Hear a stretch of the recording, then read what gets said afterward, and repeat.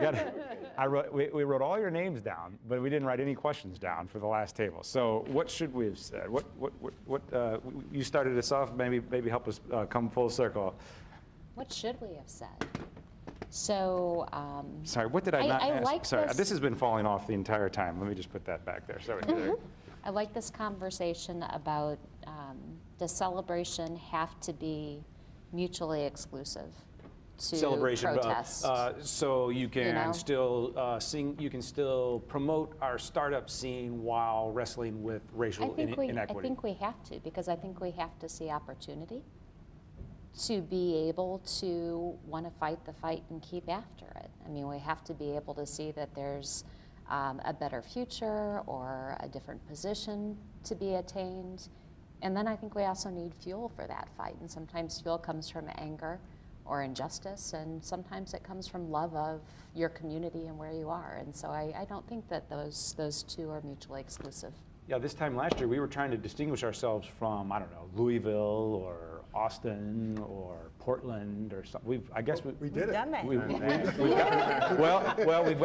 We've got our chance, I guess. Anyway, we've got our. I mean. Well, I just think that to follow up on Aaron's point, I think that it changes. It requires. I mean, the protest movements created tension. The whole point is to create the tension. It makes people uncomfortable. I recognize that. But that's how you change, and that's life. You need that tension is there. We also need to relax and enjoy it and have fun, right? So you can do both. And every silver lining has its cloud, right? Every time you solve a problem, you get a new set of problems, right? That's life. You never really have solved it ever completely. Right. And if we did, life would be pretty boring, wouldn't it? Right. So it's not boring, at least. I think we can say there's lots of challenges for us. We didn't really touch on crime at all tonight, but that has changed over the last year. At least maybe it's a statistical anomaly or something we're going through here, but violent crime anyway. I've heard anecdotally from folks in business downtown that potential employees have withdrawn their application because they don't want to work downtown after X number of people have been involved in violent crime. Is that part of? We have a high unemployment rate. We have the prison system that keeps circulating individuals out who can't get jobs, can't get housing, can't get an education, who are determined they're going to make it by any means necessary. And we live in two worlds, basically. We have highways that people can drive down, go out of their driveway, never see the problems of the city. Right. As far as they're concerned, it doesn't exist until there's an explosion. And so we have to keep that ugly side always before us so we don't get comfortable in our own surroundings, feeling that there's another world out there we're going to have to address. And we can't rest until it's addressed. And some people say, I don't want to hear that. You're going to have to hear it. Right. You're going to have to hear it. And I was going to say also, we have efforts going on from some of the young activists. For example, there's a group called Hands Up United that just this past weekend created a coding program for young disadvantaged youth who want to learn how to engage in using technology to create web pages and create computer programs. So these are going to be jobs for them once they finish that program and can go out into the workforce, and they can then be part of the innovation and the technology revolution that's happening in society. Now, I was trying to think of a way to combine Ferguson and cakes.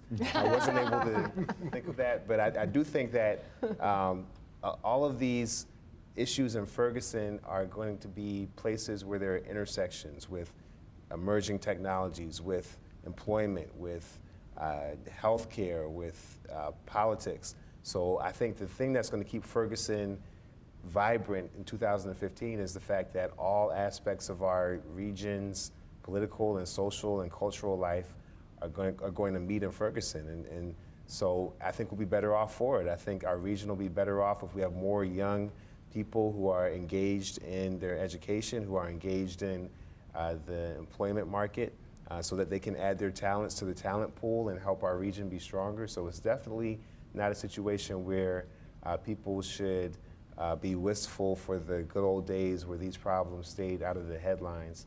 It's really an opportunity to enrich our region and allow more of our youth to be part of the solution. And whatever you think of any particular situation, I believe it's been proven by research that we remember things better than they were anyway. Whether it be relationships or jobs that you wanted to quit previously and now you wish you had them back or something like that. So maybe the good old days weren't even as good as those who might think they were. Well, I've kept you all up very late tonight. Anything else, any final thoughts from anyone else at the table?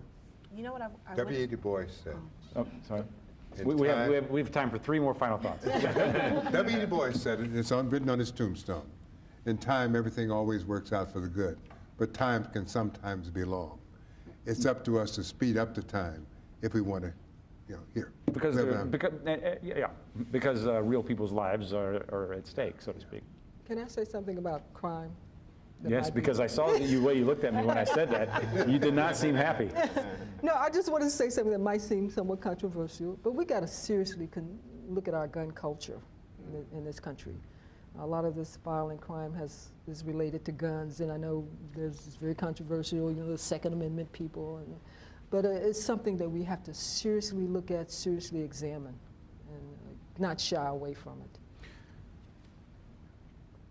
We do a whole show on this, but perhaps, look at it differently depending on where you live too. I don't know, perhaps just in terms of the role guns play in different environments. I don't know. Well, overall, violent crime is down. I mean, people's perception of crime. So we're living in a moment right now where we've had these very prominent in the media crimes, and they Over the are- last they 6 are months of very, last very year. disturbing. Yeah, but if you look at overall over the last about decade, violent crime is down about 40% in the city. I realize murders are up slightly in the city this year, but the cities are always dangerous places. They've been throughout history, right? But people go to them because they're excited, because that's where the action is. Things are happening. So I think there's kind of a false, impression here that that it's kind of Chicken Little, the sky is falling. But we'll see that this has happened throughout American history. These waves and this perception that things are out of control in this particular moment. And of course, it's related to the fact that there's almost this feeling that are the police going on strike? Are they not? Like the police in New York, who essentially did a sick out for a few days, right? 90% reduction now, in tickets or something yeah, like that. exactly. So I mean, there's a feeling, oh boy, are we heading down? I think when we see it in perspective, I think we'll see that it's not as bad as people are seeing it right now. There's just been a lot of publicity around a few major incidents. We still need to seriously examine our gun culture. I agree. Okay. Patricia, I cut you off. And I would add, in any relationship, when you love it, you work on it. And this is what we're doing. We're working and tackling and talking about these issues because we love this place. We love this region. If we didn't, we would continue to ignore it. So the tension that you see, this is love, because we want this place to be better for everybody. So I think if people kind of look at it like that, everything makes sense. Everybody hold really still, because that's going to be a promo. We're going to need a little padding on the end of the video there, where Patricia just locked it down for us. I appreciate it. I'm sorry. I meant that as a compliment. I appreciate you tying a nice bow on the end of the show for us there. That's an optimistic way to look at it, and I like it. Sorry I messed it up. I was trying to be silly. We'll leave it there. Thank you, Patricia. Thank you, everybody. Okay, thank you.